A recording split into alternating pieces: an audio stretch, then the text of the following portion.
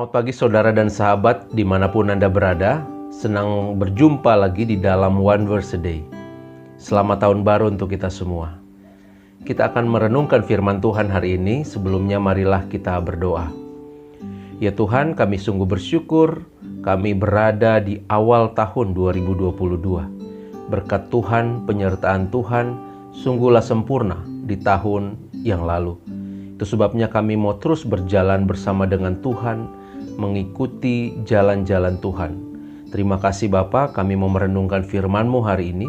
Biarlah Engkau hadir, melawat, dan menerangi kami semua. Di dalam Kristus kami berdoa. Amin.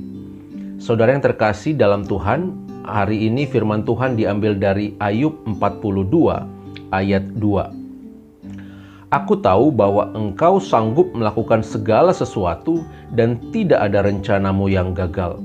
Sahabatku, kisah penderitaan Ayub merupakan kisah yang sangat dramatis. Bagaimana tidak? Rasanya kisahnya begitu luar biasa, seperti dalam cerita sinetron yang sangat tragis. Jarang sekali, bahkan mungkin hampir tidak ada di dalam kehidupan nyata orang yang mengalami seperti yang dialami Ayub ini. Harta benda miliknya seketika lenyap, anak-anaknya meninggal, dan ditambah lagi dia harus menanggung penderitaan oleh penyakit yang merongrong tubuhnya. Saudara, mengikuti kisah Ayub ini, maka emosi dan pemikiran kita akan ikut bergejolak, sekaligus mempertanyakan sesuatu hal, yakni mengapa Tuhan mengizinkan ia mengalami penderitaan bertubi-tubi.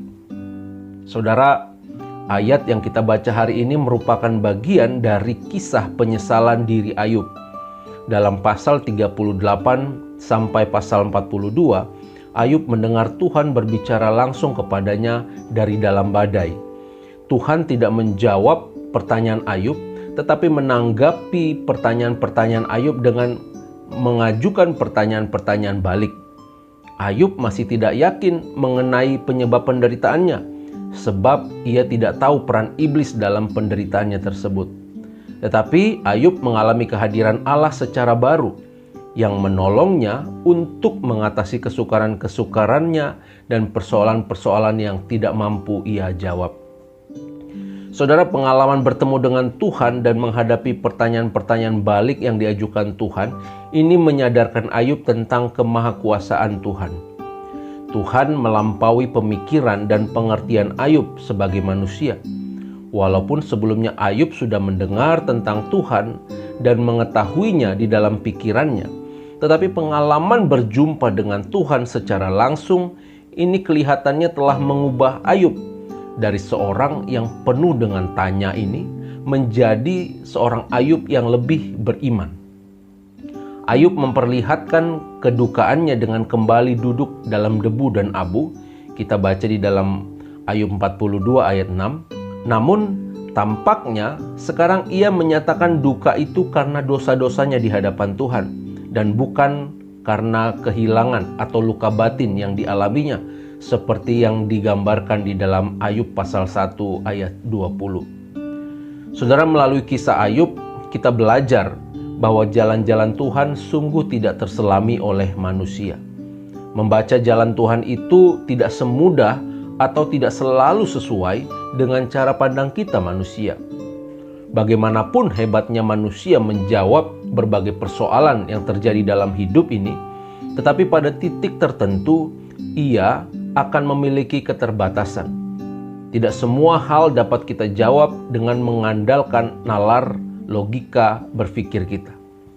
Itu sebabnya saudara, kita harus tunduk dan merendahkan diri di hadapan Tuhan, menyerahkan seluruh jalan pikiran dan kehendak kita pada jalan-jalan dan kehendak Tuhan. Hanya karena kita belum mengerti rencana Tuhan, hanya karena jalan Tuhan tampak berbeda dengan jalan atau cara-cara kita, itu bukan berarti bahwa rencana Tuhan gagal dan mendatangkan keburukan. Tetapi percaya bahwa jalannya adalah yang terbaik, rencananya adalah rencana yang indah.